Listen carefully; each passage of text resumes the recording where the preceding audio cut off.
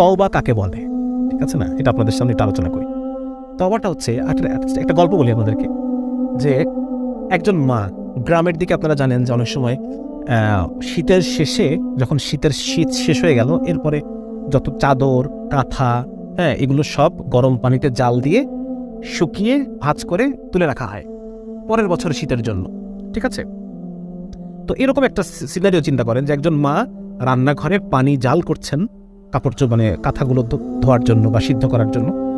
তো এমন সময় সেই মায়ের হয়তো টয়লেটের প্রয়োজন হয়েছে বা অন্য কোনো কিছুর জন্য উনি কি মনে হয়েছে উনি চলে গেছেন সে কাজটা করার জন্য। ওখানে পানি কিন্তু টকবক করে ফুটছে।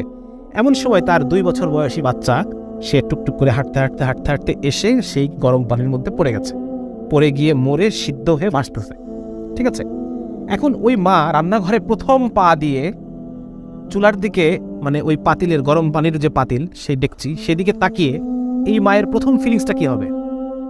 এই মায়ের প্রথম ফিলিংসটা কি হবে? হাই আমি কি করলাম, ঠিক না? এই মায়ের এই চুলার দিকে তাকিয়ে তার প্রথম যে ফিলিংস, হাই আমি কি করলাম, এটাকে বলে তওবা। দিস ইজ তওবা।